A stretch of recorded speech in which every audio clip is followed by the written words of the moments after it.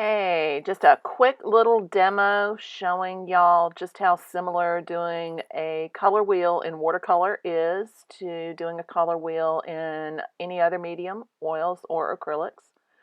So I'm going to start with the same pattern that I did with the oils.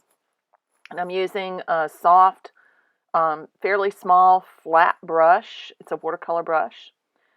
Paper towel and those basic primary colors that we're using, and it's the yellow, the warm red and cool red, and a warm blue and a cool blue. Remember that those terms are relative to each other. So here you see me putting the cool red, the magenta red, alizarin crimson kind of red onto the brush. You can see how much pigment I've got on there, and then dampening off the water, excess water, so that I get lots of pure pigment and not watered down colors. So one of the things I want you watercolors to really work on as you're doing even the color wheel is making sure you're getting saturated color onto that paper so that it's super intense. There really aren't any other instructions for you other than what is on the handout. So if you've already listened to the demo, regular demo, same rules apply. The only difference between watercolor and the oils or acrylics as you're working is that you're not adding white. You're simply adding a little bit of water to those dye colors so that they are a little bit more transparent. So even though I'm adding a little bit of water, it's still not super puddly wet. Look how fairly dry that color is as I'm putting it onto the paper.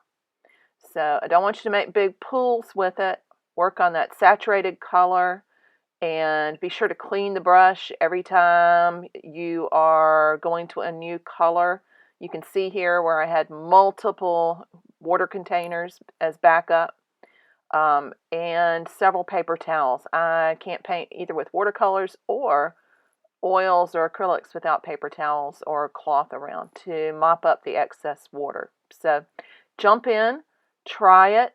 Keep in mind you want to keep the color just as saturated as anybody else is doing with other media. And key to mixing is to mix the darker color into the lighter color rather than the other way around. It'll help you save on paint because people, when they flip that and do lighter into darker, end up using way more of that lighter color than they think they're going to.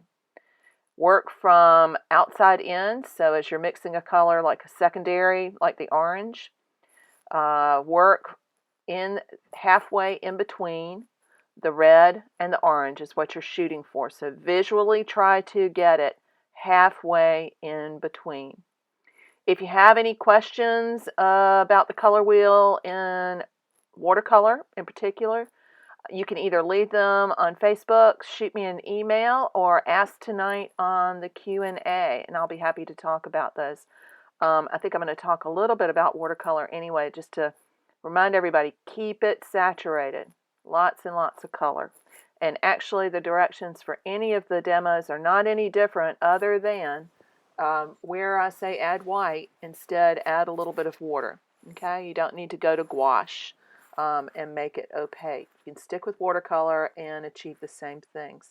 So hope you enjoy the demo. And again, if you have any questions, let me know. Otherwise, happy painting, and I'm going to leave you to it to watch the end of the demo and go on and create your own. Thanks a lot. Bye-bye.